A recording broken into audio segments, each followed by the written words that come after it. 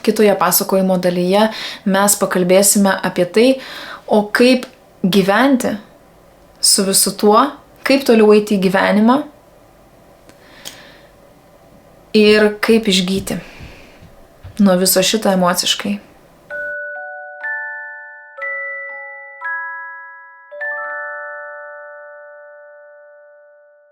Į tą pačią augimo narcisistinėje šeimoje problemą mes galime pasižiūrėti dvejopai.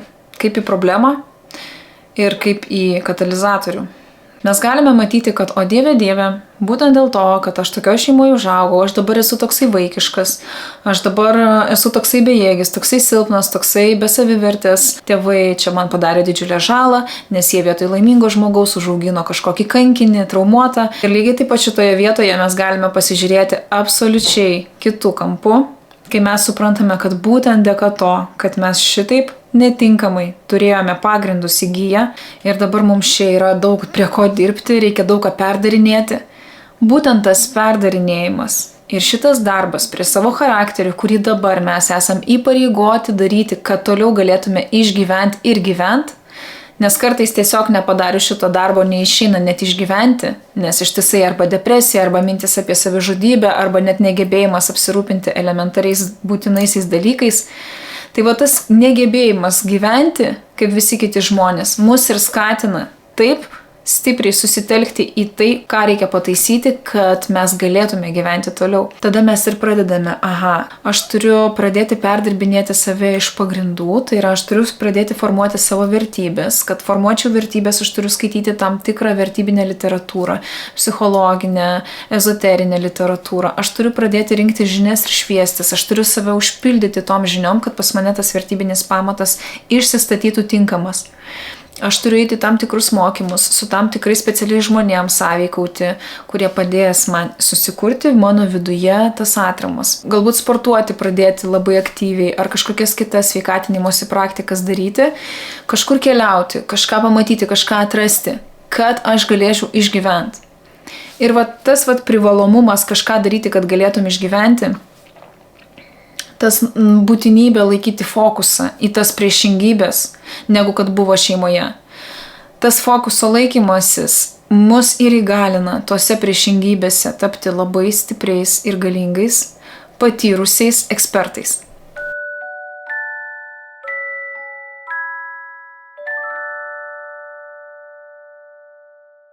Labai svarbu yra tokioje šeimoje atsirinkti tai, kas buvo tikrai blogo, nuo dalykų, kurie buvo tikrai geri. Ir visa tai, kas yra blogo, visas ta agresija, aktyvę, pasyvę, prievartą, smurtą, skausmą, neapykantą, žeminimus, kritiką, ką tik tai norit, visa tai jūs suprantat, kad buvo, pripažįstat, kad buvo, priimat, kad jūsų gyvenime tokia, o ne kitokia pradžia ir paliekat toje šeimoje. Neprivalot su savimi imti ir neštis į gyvenimą kaip didžiausio lagamino, kaip didžiausio grūzo, kaip didžiausio svorio ir antrankių. Jūs pasiemate į savo lagaminą lygiai tiek, kiek jums reikia tenais, kaip įrankių, kad vėliau jūs panaudotumėte savo gyvenime, savo augimui. O kokie gali būti tie įrankiai? Žiūrėkit, dabar ir pasižiūrėsime į kitą pusę. Visi dalykai turi dvi pusės. Niekada nėra tik tai juoda. Niekada nėra tik tai balta. Visose šeimose, apart pačių didžiausių ir baisiausių blogybių, buvo kažkokie momentai, kažkokie niuansai, kažkokie bruožai ar dalykai artimuosiuose, kurie buvo svarbus jūsų išgyvenimui. Aš kaip pavyzdį galiu duoti, mano šeimoje labai daug buvo emocinio nestabilumo, linksmieji kalneliai aukštyn žemyn emocijos, visiškai nekontroliuojamos, impulsyvios labai. Tų tokių chaotiškų veikimo modelių, impulsyvių, vaikiškų, tokių agresyvių. Aš supratau, kaip aš nenoriu impulsyviai, kaip aš nenoriu chaotiškai, kaip aš nenoriu agresyviai. Bendrauti su pasauliu, bendrauti savo šeimoje su savo vaikais, su savo vyru, kaip aš noriu viską struktūruoti, kaip aš noriu harmonizuoti, kaip aš noriu disciplinuoti save, nes pas mus šeimoje tikrai labai trūko disciplinos. Iš to, kaip mama, tarkim, neatsakingai arba galbūt irgi impulsyviai elgdavosi su savo romantiniais partneriais, kad gana dažnas buvo permainos šitoje sferoje, aš išmokau stabilumo. Aš supratau, kaip svarbu man yra, kad būtų stabilu, kad būtų pastovu. ir partnerių prasme, ir visų kitų sferų gyvenime prasme. Man tapo svarbu, kad susitarimai, kuriuos susitariu, kad jie visą laiką būtų įgyvendinti ir įvykdyti. Mama dažnai atšaukdavo, mama dažnai perplanuodavo, mama labai dažnai atsižadėdavo, ką pasakiusi. O man yra svarbu, kad viskas, kaip pasakiau, va taip va kaip įkalta, kad ir stovėtų gelžbetoniškai. Man stabilumas įgavo tokią didžiulę vertę, vien dėl to, kad jo man labai vaikystėje trūko. Ir dabar aš tą vertę pastoviai diena dienon integruoju į savo kasdienybę.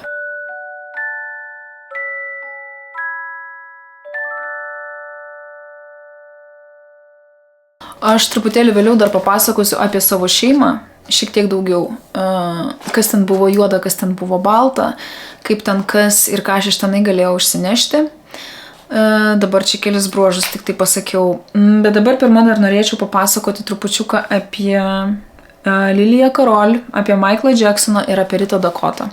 Rita Dakota, kas nežinote, yra rusų kilmės atlikėja ir jinai šiuo metu gyvena Amerikoje, bet jinai rašo ir atlieka rusų kalba savo muziką. Nežmoniško talentingumo moteris, nežmoniškai išmintinga, nežmoniškai gili, labai graži vizualiai, ypatinga moteris. Ir kaip tik tuo metu, kai aš skyriausi su savo buvusiu vyru ir bėgau iš šeimos, aš stebėjau jos kanalą, jinai buvo įkėlusi vieną labai ilgą video, lygiai tą pačią temą, kaip jinai bėga iš šeimos nuo savo vyro narcizo, kuris ją labai skaudžiai išdavė. Irgi turėjo mažą mergytę ant rankų. Labai nuoširdus, labai gilus buvo interviu, bet laimingi tik tai tie, kurie tuo metu jį pažiūrėjo, nes po to jinai ištrynė iš kanalo ir jo prieigoje dabar nebėra. Ir nepaisant to, kad jinai buvo šiaip jau labai gabi ir talentinga kūrėja visais laikais, bet ką inspiravo jos kūryboje būtent tos skyrybos ir būtent ta tokia labai skausminga išdavystės patirtis, tai buvo kažkas nežemiško. Jos tokios ėjo dainos. Tokios dainos, kas, suprantat, rusų kalba, drąsiai rekomenduoju išklausyti, ypač tiem, kurie irgi praeina skyrybas šiuo metu. Tai man be galo gydė žaizdas, mano žaizdas, o ir ten visas pasaulis, visa rusakalbė pasaulio dalis, šiaip gerai žinoma atlikėja visai rusų rinkai. Visi ten kartu klausė, raudojo ir labai daug buvo komentarų apie tai, kaip jinai tiesiog padėjo žmonėm gydyti jų vidinės žaizdas. Ir kodėl aš apie ją kalbu, tai ne tik tai dėl jos paskutinių gyvenimo įvykių su buvusiu vyru narcizu, bet ir dėl jos šeimos, kurioje jinai užaugo. Jos tėvas buvo alkoholikas ir agresyvus žmogus ir mama buvo bendregis mokytoja fortepijono, bet mama, tokia būdama irgi trapi, negalėjo niekaip šeimoje atstovėti nei savęs, nei dukros. Ir kai grįždavo tėtis prisigėręs, Rita pasakojo tiesiog savo interviu, kaip jinai slėpdavosi po stalu, labai stipriai bijodama, ką tėtis gali padaryti mamai ir jai. Ir va toje baimėje užaugo ir susiformavo jos smegenys, jos visa asmenybė, jos visa ta biocheminė vidinė struktūra kūne. Ir tai davė labai didelį įspaudą viskam, kas yra Rita Dakota. Tai realiai žmogus tapo tokiu švyturiu, tokiu šviesuliu, būtent per tai, kad pats per save geba perleisti labai didelį koncentratą skausmo ir iš to koncentrato skausmo tiesiog išspausti maksimaliai skanias sultis. Vat turi kalną citrinų, pasidarai limonado. Jos gebėjimas rasti cukraus savyje ir pribarstyti visur ant tų citrinų ir padaryti, kad ta žaizda nebeskaudėtų. Kitas žmogus yra Lilija Karol, kurią noriu parekomenduoti paklausyti. Būtinai paklausykite jos video apie mamą psichopatę.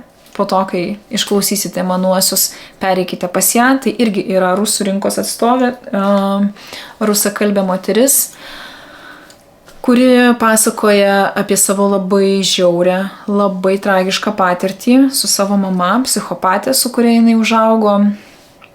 Apie tai, kaip jinai buvo stipriai mušama, daužoma iki tiek, kad jinai viena akim beveik nebemato. Jinai turėjo bent 5 smegenų sukrėtimus.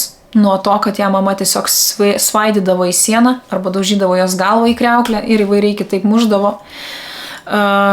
Ir dabar Lilija Karol yra psichologas, labai aukšto rango psichologas, turinti visą psichologų komandą aplink save subūrusi. Ir jos video gelmė yra tiesiog nenupasakojamo stiprumo, platumo išmintingumo, gydanti erdvė, kuri savo žodžiais tiesiog gydo. Gydo dėl to, kad jinai turėjo šitą patirtį, pro kurią jinai praėjo ir ačiū Dievui jinai liko gyva, nes ten neįtikėtina, kaip jinai buvo niokojama.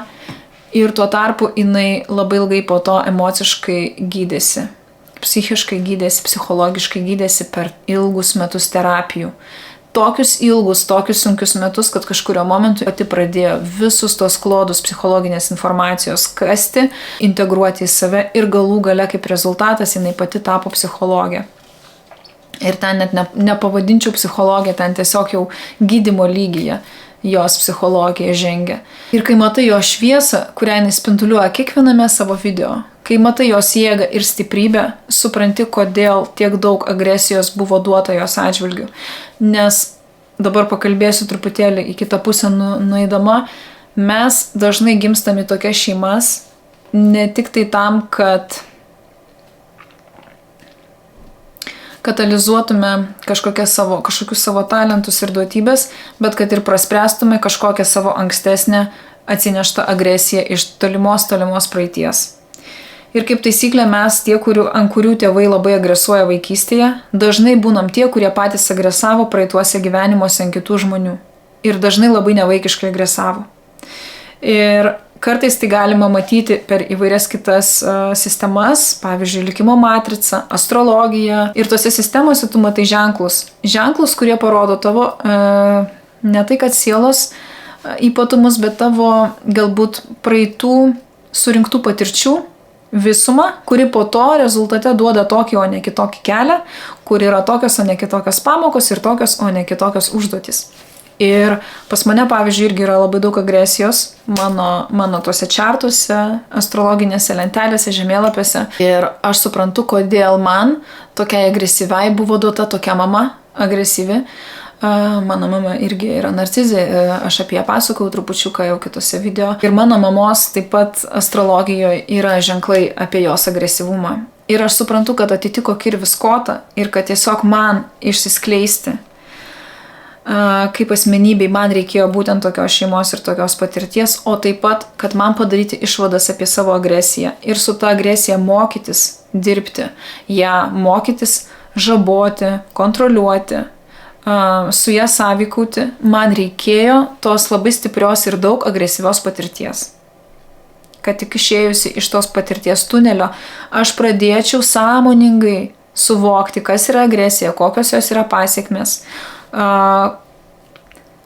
kokia yra kaina tos agresijos, kur ją naudoti, kur ne, koks yra jos poveikis ir kam iš vis ją galima pritaikyti konstruktyviai. Lilija Karol, kai aš ją žiūriu, irgi tai moteris, kuri atrodo agresyvoka ir tas agresyvumas irgi yra jos asmenybės dalis. Bet lygiai taip pat ji per šitas patirtis, kurias praėjo vaikystėje, ji visą dabar savo tą jėgą, agresijos galią nukreipusi ant tiek konstruktyvę linkme, padėti žmonėm ir išvedė iš minuso į pliusą.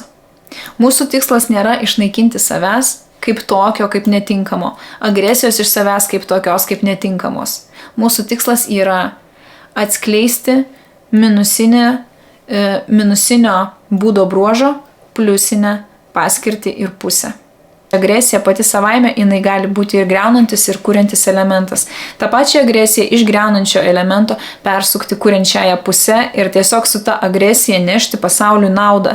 Nes kartais ir meilė turi būti su kumščiais ir kad kažką esminio padaryti, kartais mums reikia ir pyktį panaudoti, ir agresiją, nes ir agresija, ir pyktis tai yra kolosalūs energijos saugyklos, energijos klodai, kurią reikia atrakinti. Ir tą energiją mes po to naudodami galime labai didelius kalnus nuversti žmonijos labui, ką mes ir turime daryti su savo agresija. Ir štai va tokie tėvai mums parodo, kaip netinkamai naudoti agresiją ir kaip mes galime pradėti norėti daryti kitaip. Ir kai mes pradedam norėti daryti kitaip, treniruojamės daryti kitaip, mes tą patį agresijos elementą pasukame tiesiog į kitą pusę ir vietoj griovimo pradedame statyti.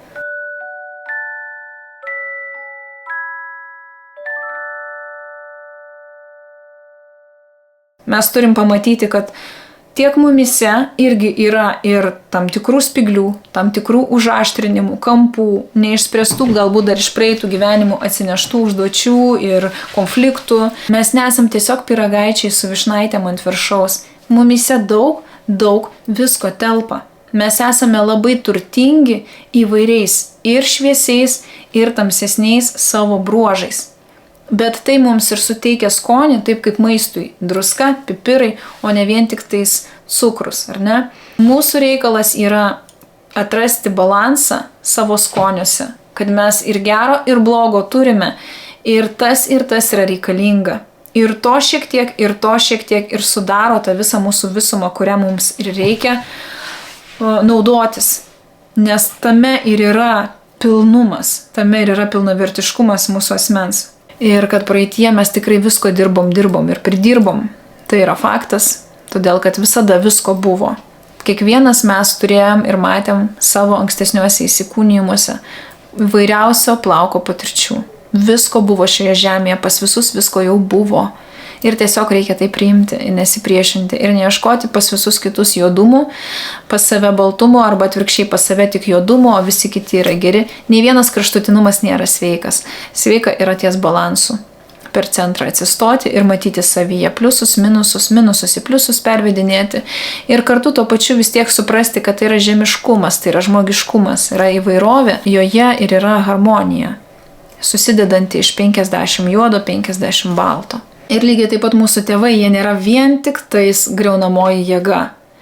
Juose, kad ir kokie žmonės jie buvo, vat ir Lilijos Karol video, jeigu žiūrėsite apie mamą psichopatę, jūs pamatysite, kaip jinai išrišo irgi visus mamos pozityviuosius bruožus visame tame negatyve ir monstriškume, kuriuo mama reiškėsi.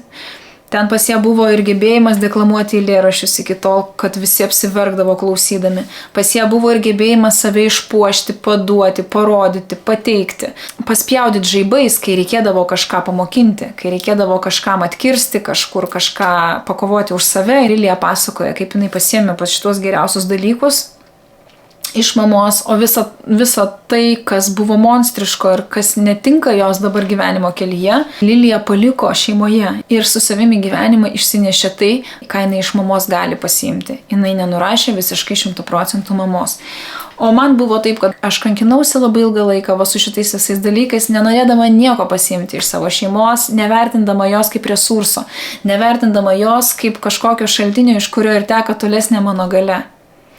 Ir tik tai tada, kai aš labai daug darbo įdėjusi, pradirbau iš visų pusių ir toliau dirbu, nesustabdomas procesas, kaip sakiau. Pradirbau iš visų pusių tą šeimos traumų sferą. Buvau vienoj barikadų pusėje, aš supratau, kad ta barikadų pusė nėra amžina, kad iš jos galima išeiti ir visiškai apeiti ratą. Ir aš pamačiau visiškai iš kito požiūrio taško tą pačią situaciją, tą patį dalyką. Ir aš supratau, kiek daug vertingo buvo toje mano praeityje, toje agresijoje mamos, kuri buvo mano atžvilgiu nukreipta. Man padėjo, aišku, dideli mokytojai, nuostabus labai mokytojai, kuriuos aš vėliau išvardinsiu, kas man padėjo. Visame tame blogume, kurį aš laikiau blogumu, aš pamačiau tiek daug gėrio ir naudos savo dabarčiai, savo dabartiniam aš, kuriuo aš susiformavau, kuriuo aš tapau, kad aš ėmiau jausti begalinį dėkingumą ir meilę savo šeimai ir tada aš jau pradėjau imti tą meilę, tekinti per save ir per mane tada jau pradėjo pilna eiga tekėti tas giminės resursas.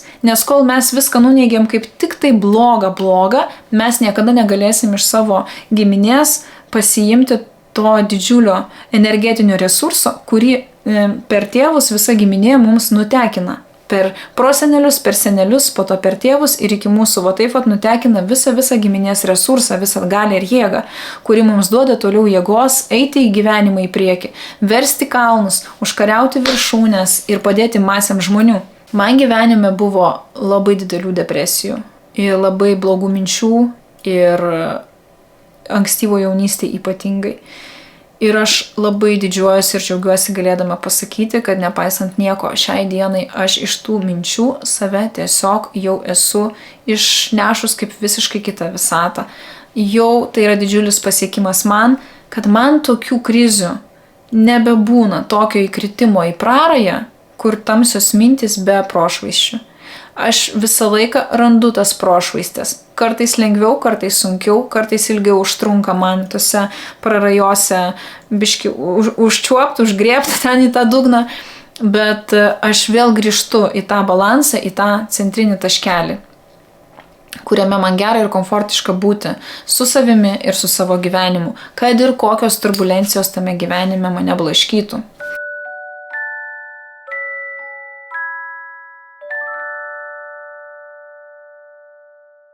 Na ir dar vienas pavyzdys, kurį irgi noriu duoti kartu su tokia nelabai sveika dinamika šeimoje, švelniai tariant, tai yra Michaelo Jacksono pavyzdys, žmogus, kuris užaugo labai toksiškomis sąlygomis, su labai agresyviu tiranu tėčiu. Jeigu tėtis nebūtų toks agresyvus, jeigu jis taip nuožmiai netaikytų savo spaudimo, savo prievartos, kurią jisai taikė savo šeimos nariams, tikrai nei vienas iš jų nebūtų pasiekęs tokių nesu kuo nesulyginamų pasiekimų.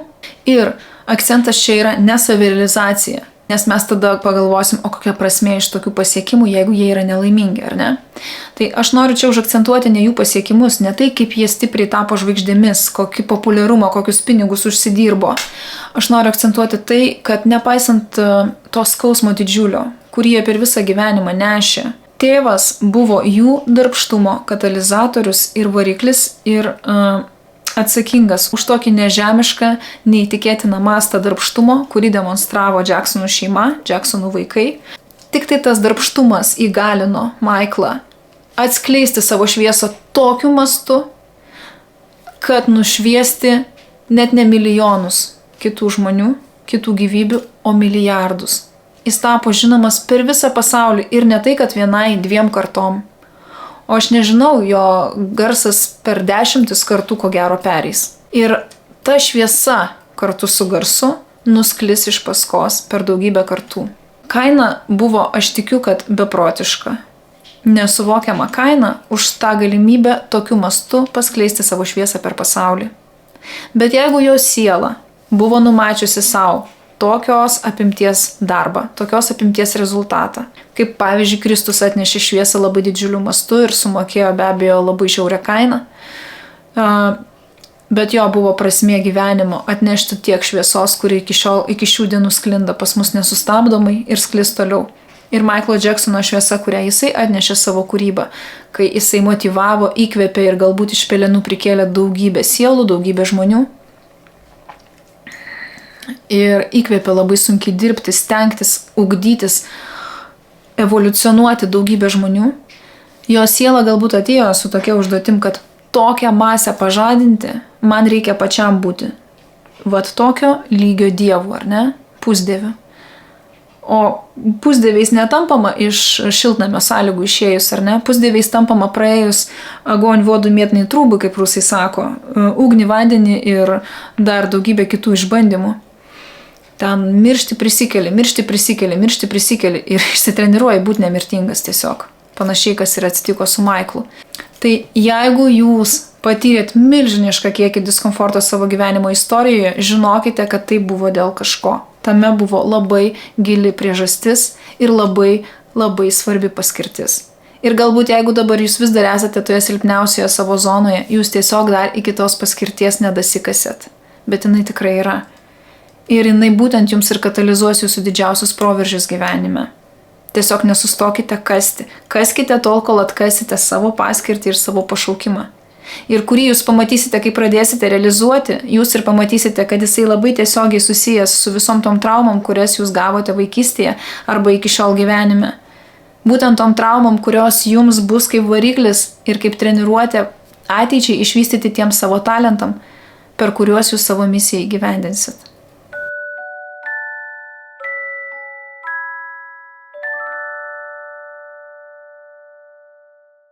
Na ir dabar, sakiau, pakalbėsiu apie savo šeimą truputėlį. Pakalbėsiu apie savo šeimą ir apie vieną labai svarbų fenomeną savo išsigrynintą per visas gyvenimiškas patirtis, kurias surinkau. Aš užaugau tokioje šeimoje, nepilnoje, kur narcizė buvo mama, mane augino seneliai ir mama. Seneliai tai močiutė ir senelis iš mamos pusės ir mes visi kartu gyvename. Aš buvau vienturtis vaikas. Mano mama užaugo dar su sese, 10 metų vyresnė. Mano teta Ir teta atliko atpirkimo ožio rolę, o mama buvo auksinis vaikas. Senelis buvo narcisistinė asmenybė, močiutė buvo validatorius, bet turiu pažymėti vieną svarbų faktorių, kad mano gyvenime apskritai labai pasisekė tuo, kad tiek mano šeimoje, tiek vėliau užaugus sukūrus savo šeimą su narcisistiniu vyru, narcisizmas tiek pas vienus, tiek pas kitus, kad ir kokią žalą man gyvenime padarė ir atnešė skaudžių labai pasiekmių, tai nebuvo spektro pačiame pike, pačioje viršūnėje. Nes mes žinome, kad narcisizmas turi savo spektrą. Tas narcisizmo lygmuo, su kurio man gyvenime teko glaudžiai sąveikauti ir susidurti, tai buvo narcisizmas maždaug per vidurį spektro. Mano mama į mane, kaip aš jau prieš tai sakiau, projektavo nuo vaikystės labai daug negatyvių savo emocijų ir iš tiesų mane traktavo neigiamai. Santykis buvo su mama labai sudėtingas, labai šiurkštus, šaltas. Aš nuolatos jaučiau mamos neapykantą savo atžvilgiu ir negebėjimą toleruoti manęs kaip vaiko ir manęs apskritai kaip asmenybės. Ir tas man davė labai didelės pasiekmes ir labai stiprų įspaudą paliko visai mano asmenybei. Aš ilgą laiką niekaip negalėjau savęs pati priimti, su savim susigyventi, aš labai dideliuose vidiniuose konfliktuose visą laiką buvau. Man labai daug laiko užtruko, labai daug metų ir daug praktikų su savim viduje susidraugauti, susiharmonizuoti ir pilnai tenai susitaikyti.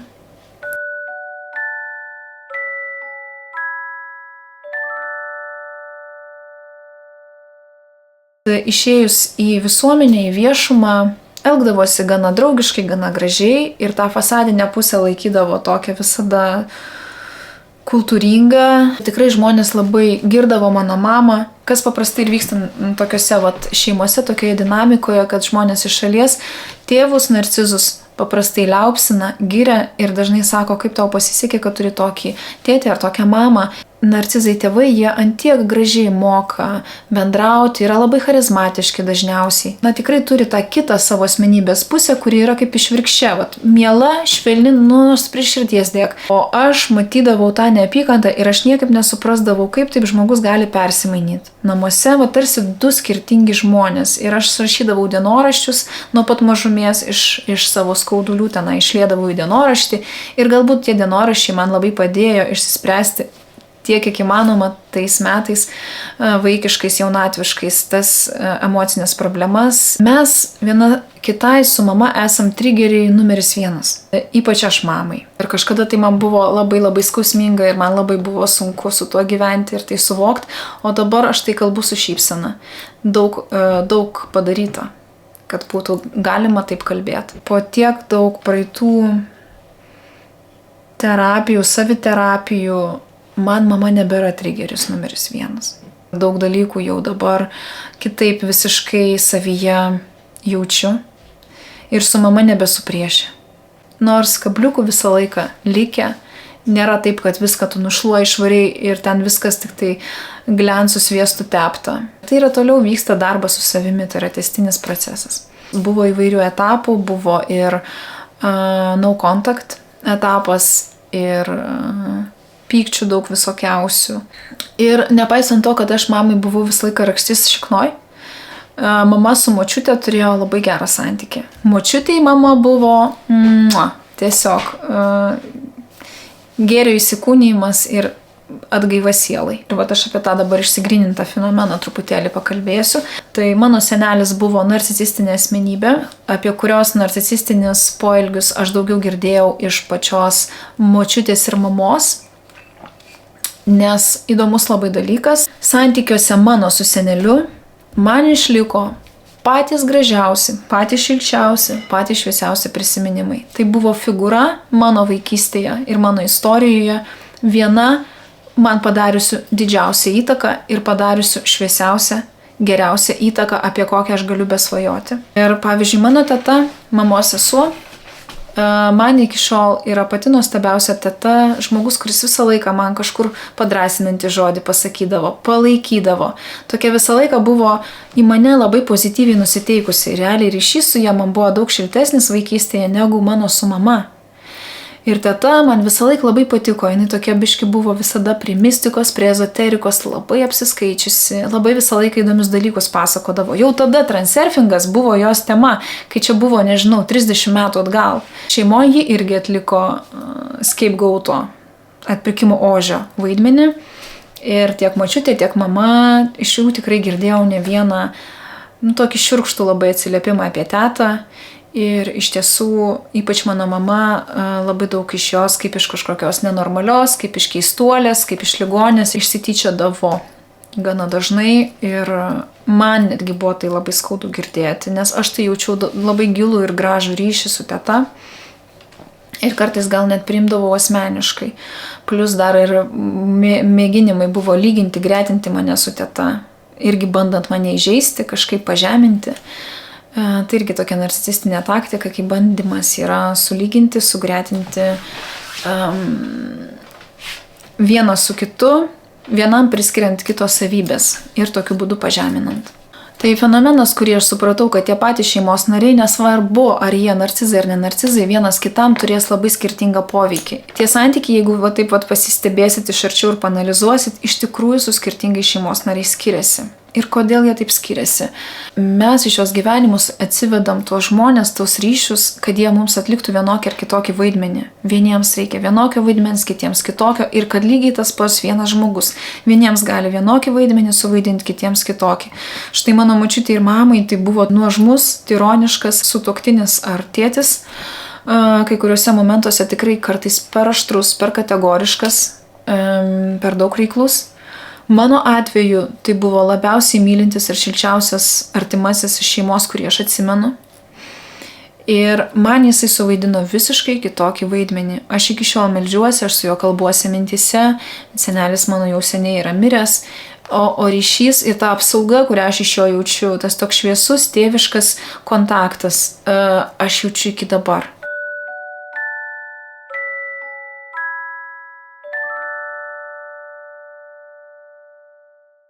Turbūt apskritai svarbiausias aspektas mūsų materialioje realybėje, tai yra nematerialus aspektas, sielos aspektas. Tai yra tas požiūrio kampas iš aukščiau, kuris matosi pakilus gerokai į viršų. Taip, kaip mums čia nesimato, va čia malantis šitame 3D lauke. Kai mūsų siela ateina iš tą žemę, jinaigi pasirenka labai daug dalykų. Apie tai, kad pasirenka šitą šeimą, tokią šeimą, jau nėra ką kalbėti. Bet svarbiausia yra, ką jinai pasirenka, tai pasirenka savo uždavinius, savo misiją. Nusibraižo savo kelią, savo planelį susidaro. Lygiai taip, kaip mes darome planelį, kai rašome bet kokį projektinį darbą. Gyvenime yra lygiai tas pats, kai siela mums nusibraižo tam tikrus žingsnelius, tam tikrus etapus, kuriuos turim praeiti ir po to tuose etapuose yra lūžio taškai, kaip egzaminai, irgi juos turime praeiti ir po to mes tokiu būdu automatiškai persikeliame į sekantį lygį gyvenimo, iš kurio siela dar geresnės pamokas po to jau gali išsinešti ir dar daugiau užduočių įvykdyti. Užduočių yra daug. Siela ne tik pati viską susiplanuoja, dar mes turime daugybę vedlių, daugybę padėjėjų. Gyvenimuose, tarp gyvenimų, tiksliau tame sielų gyvenime, kuris vyksta nuolatinis tarp visų mūsų žemiškų gyvenimų, mes tenai turime vadovus, vedlius, irgi labai panašią struktūrą kaip čionais realybėje, materialioje. Mes turime mokyklas, universitetus, mokymo įstaigas, kur mes evoliucionuojame ir ateiname kažko išsiugdyti ir patobulėti. Tai lygiai taip pat sielos turi savo tas įstaigas, sielų lygmenyje ir turi užduotis, per kurias patobulėja ir vystosi. Ir aišku, turi vyresniuosius, vedlius, taip sakant, rektoratą ir tenais turi rektorius, turi dekanus, prodekanus ir jie visi kartu padeda sielai tą planą susibraižyti iš galimų variantų, pasirinkti kažkokį vieną patį tinkamiausią, patį realiausią ir patį naudingiausią sielai tame etape. Ir siela taip pat turi ir vedlius, tai kaip kursinio darbo vadovus arba ten diplominio vadovus, kurie padeda po to sukeliauti visą tą kelią ir parašyti tą diplominį darbą, kurį mes šiuo savo gyvenimu parašome. Ir mes pasirenkame aiškiai šeimą, mes labai aiškiai žinome, kodėl mes ją pasirinkom ir kuo mums bus naudinga būtent į tokią šeimą nusileisti, inkarnuotis, kokie tenai turi būti tėvai, kokias turi turėti savybės, Ypač tas neigiamas savybės, todėl kad būtent per šitas traumas mums ir atrakina fokusą, kai mes pradedam norėti, o ne taip, kaip čia nais, kur skaudėjo, o kaip čia galima kitaip. Ir tada tas fokusas į tą kitaip ir susifokusuoja. O tas kitaip tai ir yra kaip taisyklė tie taškai, kuriuose mes turime daugiausia per gyvenimą padirbėti, prasitreniruoti ir išsiugdyti. Tuos savo kažkokius tai asmenybės aspektus, tuos talentus, kažką, ko sielai trūksta iš jos aspektų, iš jos dalių, jinai bando per gyvenimą susirinkti. Ir susirenka būtent, kai jinai pradirbinėja patirtis, į kurias susifokusavusi. Todėl jai gyvybiškai svarbu, evoliucinė prasme labai svarbu būti susifokusavus į tam tikras vietas, tam tikras sritis, kuriuose reikia kažką pririnkti, ko trūksta. Tai trauma mums rodo, kur turi būti fokusas, tik tai fokusas lygiai atvirkščiai, lygiai priešinga kryptim. Ir iš traumos mes turim persukti 180 laipsnių fokusą į priešingybę ir iš tos priešingybės po to jau rinkti tą informaciją, tos duomenis, tą patirtį ir tą įgūdį išdirbinėti, kurio kaip tik mūsų sielai trūksta šiame etape. Ir kai mes išsidirbam tą įgūdį, einam prie kito. Mes aišku, po to gyvenime pasirenkam daugą. Ir partneriai yra numatyti, ir žmonės, su kuriais vienur ar kitur mes prasilenksime savo gyvenime, irgi mes esam šiek tiek priplanavę į priekį, kad būtent būtų tie sąlyčio taškai, kurie mus po to sukerta su tam tikrom patirtim mums reikalingom. Ir tėvai yra viena stipriausių patirčių, viena būtiniausių ir svarbiausių patirčių, per kurią mes didžiąją dalį susirenkam tų labai svarbių sielai momentų, per kuriuos jinai kažką savyje formuoja ir perdirbinėja.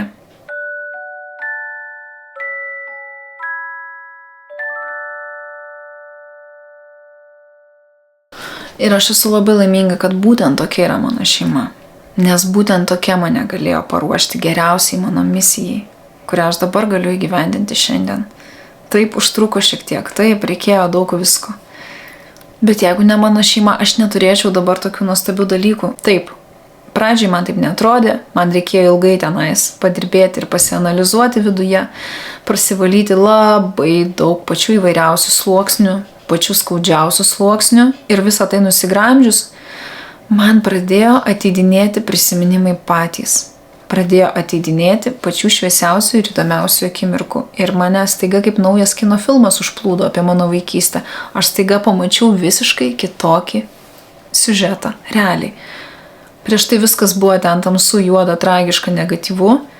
Dabar staiga aš pamačiau tiek daug šviesių, pozityvių ir geranoriškų veiksmų mano atžvilgių padarytų. Ir pamačiau tiek daug pastangų mano adresu įdėtų. Dėl manęs paaukotos kažkokios gerovės, gerbuvio. Aš tiek daug pamačiau, kiek buvo investuojama į mane, į mano asmenybę. Mamos artistiškumas, mamos tas toks humoro jausmas, kur kartais tikrai galvodavai, kad tu esi kažkokiam comedy stand-up koncerte, kur mama stand-uperė atsistodavo, kai jai būdavo gera nuotaika ir geras ūpas, kad ir virtuvėje tiesiog bet kur jai viskas virsdavo scena. Visi, kas žiūrėjom, žvengdavom iki ašarų ir iki nugriuvimo ant žemės. Ant tiek būdavo jinai kartais juokinga ir iš tikrųjų smagi. Tai šitas bruožas irgi yra resursas nuostabus, kurį aš irgi savo lagaminėlį įsidedu. O močiutės buvo tas toksai efemeriškumas, sklandymas padebesiais, tokia jinai literatė, žodžiu, jinai dėstytoja literatūros ir daug labai tos romantikos ir melancholijos jos charakteryje. Tai melancholiją aš palieku, o romantiką, poetiškumą, tą gebėjimą efemeriškai sklandyti padebesiais kartais, kūrybos procese aš pasiemu su savimi ir labai sėkmingai gyvenime naudoju. Ir tas neracionalumas, tas toks moteriškas emocionalumas, kur tiesiog trūksta elementaraus pagalvojimo prieš darant. Aš irgi taip pat neracionaliai ir emocionaliai reaguodavau ir labai daug kur irgi pati išsikankinau nuo tokio gyvenimo ir nuo tokių reakcijų, kad aš nusprendžiau, kad man gana, aš taip nebenoriu, man netinka.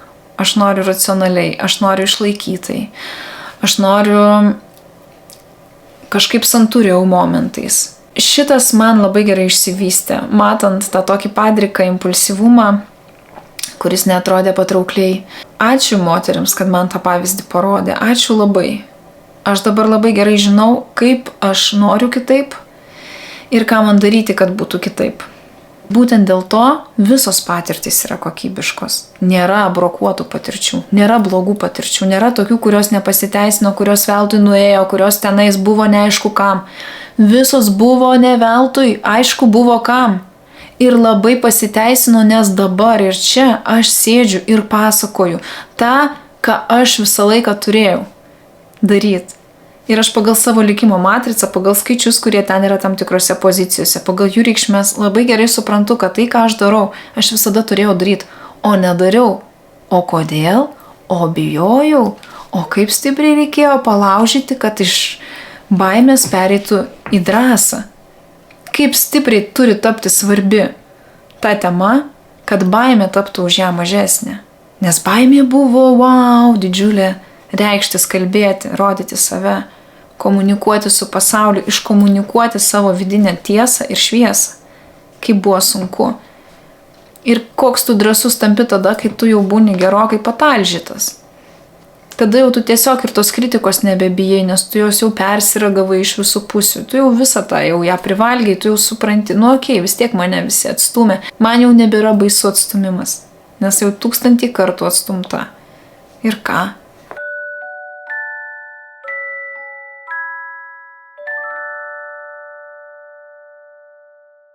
Mūsų vienintelių yra atsakomybė užaugus, kokį mes gyvenimą gyvensim ir kokį pasirinksim. Ir kaip mes iš tų savo nuodų padarysime sultis. Ar mes vaikščiosime pilnais organizmais užpiltais nuodais, ar mes vaikščiosime prisipildę vitaminizuotomis sultimis, ką mes iš savo gyvenimo išsispaudžiam. Taip, yra lengviausia pasakyti, štai dabar pas mane nuodai ir aš nežinau, kaip juos išvalyti, nes kažkas kažkada ten ir tada man tų nuodų pripylė. Bet iš tikrųjų mūsų vienintelių jėgose yra tuos nuodus išvalyti. Mes žinom, ateidami čia į žemę, kad mums čia bus beprotiškai sunku, beprotiškai skaudės, beprotiškai grauš žaizdas, o druska toliau pils ir pils ir pils. Bet mes žinom, kodėl mes tai pasirinkom. Mūsų siela žino, kodėl. Mūsų sielai iš tikrųjų yra daug aukštesnių reikalų tenais, kuriuos jinai turi pasidaryti. Per šitos mažus reikaliukus, kurie čia yra vyksta žemėje, kad ir kaip daug jie čia mums reiškia, šitie reikaliukai. Jie yra kartais labai žiaurūs ir labai skausmingi. Taip, aš sutinku, labai diskomfortiška gali būti sielai tą formuoti ir perdirbinėti tą, ką jinai dabar daro. Bet kaip aš savo vaikui labai dažnai sakau, mes čia atėjome į šitą žemę padirbėti, užduočių padaryti. Iš tikrųjų, ne komfortiškai pasėdėti tiesiog patogume, kad čia viskas turi būti malonumai. Ne, čia yra uždaviniai. O malonumai jau seka po to, kaip atpildas, kai tu padarai daug uždavinių. Tu tiesiog gauni gražos, labai daug gauni. Malonumai yra superinis dalykas, jų reikia. Ir jie padeda toliau vykdyti savo misiją ir užduotis. Bet žinot, saldžiausi malonumai man yra tie, kurie yra rezultatas už padarytą sunkų darbą. Tai vat tokio kaifo iš tikrųjų reikia siekti ir ieškoti. Ir jisai būtent ir ateina ne nuo gulėjimo ant sofos, o ant atsistojimo, ant šukių kartais, ant vinių. Kartais pastovėti reikia ant vinių. Kartais reikia pavaikščioti šukėmis, ledu, įvairiausiam uolom, akmenim, spigliais. Jeigu mes norime patirti įvairovę pasirinkimų, laisvės įvairovę, laisvos valios įvairovę, tai mes čia dėl to turime ateiti ir visko gauti. Nes visur kitur laisvos valios pasirinkimo nėra, kitose plotmėse. Čia yra žemė, trimatė, kurioje yra laisva valia. Ir čia per tas patirtis per vieną gyvenimą mes galime labai daug laiptelių pasikelti sielos evoliucijos lygmenyje. Liana Nikolo, Evgenija Pavlovskaja, Evgenijus Terebeninas, Leonidas Talpisas, Anastasija Kerė. Šitie žmonės man yra šviesuliai, iš kurių aš semiuosi jėgų gyventi ir jėgų gydytis. Taip pat yra podcastai labai geri, yra literatūra, yra daugybė įrankių dabar mums visiems prieinamų, kad ir šitas video, kurį jūs žiūrite, taip pat jums yra pagalbinis įrankis. Visos galios mūsų rankose pasielgti su savimi pačiais tinkamai ir su savo traumom tinkamai.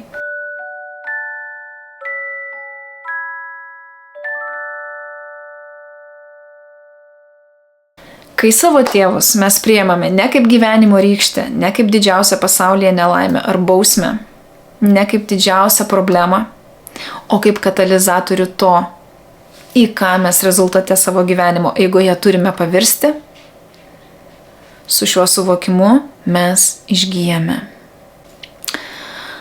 Tai vat, mėlyjeji, ką aš jums norėjau papasakoti ir tai šitie visi įsitikinimai, šitos visos išvados, va šitas vat požiūrio kampas, kurį aš dabar jums parodžiau, ir yra ta kita tiltelio pusė, į kurią mes perėjom, tai ir yra ta panacėja, ta dozė vaisto ir tas betonas, kurį mes galime susipilti į savo pamatus, susimūryti visą pagrindą mūsų namui ir ant jo tada pradėti statyti visas armatūras, visas konstrukcijas gelžbetoninės ir po vieną aukštą aukštyn visą savo gyvenimo namą ir visą tą struktūrą, kurios jokie jau vėjai nebeišblaškys.